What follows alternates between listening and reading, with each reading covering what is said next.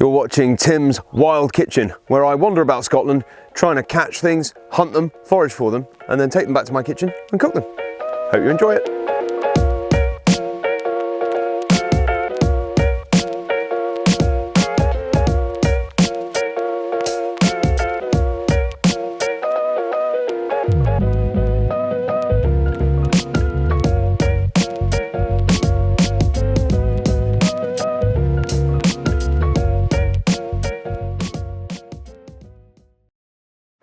Pigeons they don't really like pecking around in the rain, do they? No, they don't. And they've got all day, so they can sit tight and wait. Up in Murray again, glorious Murrayshire, and with my mate Ben, he's here again. Man, a few words, but knows what he's doing, apparently. I like to have Ben just here, right in front of the hive. We're looking for a few pigeons today, protecting a barley crop that's going to get turned into malt whiskey. We're right here on a little barley drilling. The pigeons have been on it. They haven't got time for them to really leave it and find it for very long, but they'll find it pretty quickly. And all the barley around here all goes for single malt whiskey production. So they used to call this the sort of bread basket of Scotland, but really it's the whiskey barrel. I always think every pigeon I shoot is a miracle all of its own, you know, it's like that. Amazing, hit a pigeon. In seriousness though, I think if you've got a stiff wind, that really helps for pigeon shooting. There's a bit of a breeze, it's a bit inconsistent, it's not really happening. This has only just been drilled, so the birds haven't really found it yet, and loads of other excuses. But if any turn up and I fail to shoot one, that's why Ben's here.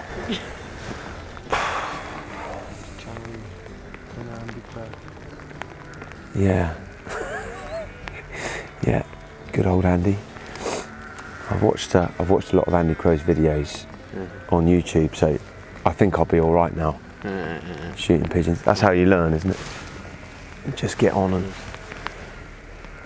watch a few videos on YouTube. One in front.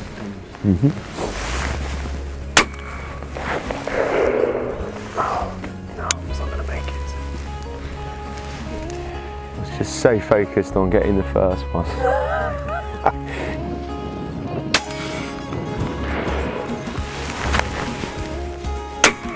Oh, the year behind that. What are you doing with the pigeons? Well, what I'm thinking of is a little pigeon sashimi. So what I normally do is marinate pigeon or grouse breast in a bit of miso, but I'm gonna lightly cure these and gently smoke them, cold smoke them, just for 20 minutes or something, just to give them that edge. Slice them thin, just serve them with a soy and ginger dressing. Raw, like, you know, but with a bit of smoke on them. Be really nice. Yep. They're like the ultimate sustainable version of sashimi. It's normally made with tuna, which is like about as sustainable as eating panda bears. So it's much better to make it with pigeon or grouse. For me, ultimately, that's the payoff, isn't it? It squares the circle. If you shoot, you know, I still feel bad shooting things, you know, not all the time, but particularly if you shoot a deer or something like that, you sort of, there's quite an emotive connection there. Yeah. And I think we should celebrate that, you know, until you've dealt with it and eaten it, doesn't really finish that kind of, that situation off. I feel less bad about shooting pigeons, I think, because they're so difficult to shoot. You know, I get one, I'm just so happy. I'm just immediately elated. Yes, got a pigeon. So not the busiest day on the pigeons, but sort of how it goes, isn't it? Got a few up my sleeve anyway, and we won't starve. We might not have had the busiest day in the pigeon hive. Okay, that's true. We may not have done that. It might have poured with rain and it might have been freezing cold. I can't tell you whether it was cold because I was nice and toasty in my Sasta outfit. I know it was raining because I could see it coming down, but again, I didn't get wet either, so that was quite nice. Didn't matter how hard I looked through my swanky Swarovski binos though, I couldn't see any more pigeons coming. Never mind. Luckily, we've got some stunt pigeons from the freezer and we didn't blank. we didn't blank, we got 1 or 2, so that was all right. I mean, hours per pigeon is not a ratio you want to look at, but it was all right. So I've de-breasted them in the usual way, broken the skin open, cut the breasts off. Here they are, looking pretty good. And I've made a little dry cure. So whenever you smoke something, or even if you're not going to smoke it, if you just want to cure it to alter it slightly or to help preserve it, if you're going to air dry it or turn it into salami or something, this is a dry cure.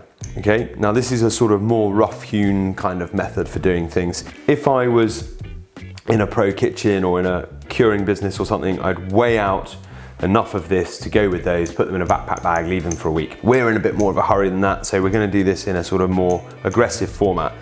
Inside my dry cure is basically 50% pure dried vacuum salt. That's the salt you can get from your butchers, or just fine salt without any coagulants in it, anticoagulants in it. I've got some bay leaf, some black pepper, some light brown soft sugar, a few little bits of star anise, a few peppercorns, that sort of thing, just some aromatics in there. But the important bit is 50-50 sugar and salt, okay? I'm just gonna sprinkle this liberally onto these, gonna leave them for about an hour, rinse them off, pat them dry, and then let them have another hour exposed to the air to get that sticky layer on the outside before they go in the cold smoker. As you can see, I'm sprinkling on this, and everyone's thinking, oh my God, Tim, has nobody told you salt and sugar are both bad for you? Well, they are, that's true, and salt particularly is something that everyone worries about, particularly once you get a bit longer in the tooth. But actually, you'd die if you didn't have any salt, and we're gonna wash most of this off once it's done its job. Now, even without smoking these, a little cure like this will really just help to improve them. So what's happening is that the salt is using osmotic pressure or osmosis to remove a little bit of moisture and slightly alter the makeup of the protein in there. And that's going to tenderize it and make it a little bit more lovely. It's also adding some seasoning and some extra flavors, of course, because we're incorporating some of those aromats. So I'll stick those in the fridge for an hour, bring them out, wash them off, pat them dry, and then we'll go and stick them in the smoker. So here's my 10 pigeon breasts. They've been through the process of being rinsed off from the excess cure after they had an hour or so in that. Then they've been dried, and then they've just been sitting in the fridge to go nice and sticky. So they've got about an hour exposed to the air to give them that nice sticky pellicle. And they are ready to go into the Bradley cold smoker. Out here, got an old Bradley cold smoker. There she is, a beauty. Got her going. I'll just reset it. I'm gonna give them the magic 2 hours with a mixture of oak and whiskey oak barrel. So alternate, just plain oak and then whiskey oak. In 2 hours, they'll be done. Delicious. Just while the pigeon finishes cold smoking, I'm gonna knock up the little dressing for the sashimi, okay? Now, one of the nice things about pigeon is that they're ultra sustainable in terms of a meat, right? They're incidental, they're a byproduct of modern agriculture. So pigeons become a pest because we've created these massive monocultures for them to feast upon. That means they have to be shot because just scaring them off makes them someone else's problem. And so the meat that's resulting from that is absolutely a byproduct of what we're paying for our wheat or our cornflakes or whatever, right? So to not eat that is an ethical car crash. So to go with that, you've got the idea that sashimi, which is traditionally tuna or salmon, it's a raw thing, it's a kind of Japanese, Asian sort of thing, is the most unsustainable thing you could eat, whether that's some dirty farmed salmon or some endangered tuna. So I really like this. So we've got sky tuna sashimi going on here. We're smoking it up and then we're giving it a lovely Asian garnish. So I'm gonna use some Kikkoman soy, any old dark soy sauce will be fine. Just try and get one that's properly fermented and not too salty. And then to that, I'm gonna add some coconut sugar. It's just a nice neutral sugar to go in there. And you don't want them quite 50-50, you sort of want 60 or 70% to be soy and then the other 40 or 30% to be sugar. I'm literally just gonna take those, put them on the stove, bring them to a simmer, take them off again, and then that's just gonna cool down while we go and get the pigeons out of the smoker.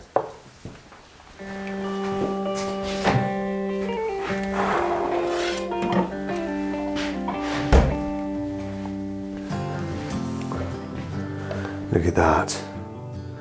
Oh, I wish you could smell it. It smells great. It's that little hint of the whiskey wood, but mostly oak. Just very nicely smoked. Oh dear, there's a little bit come off the end.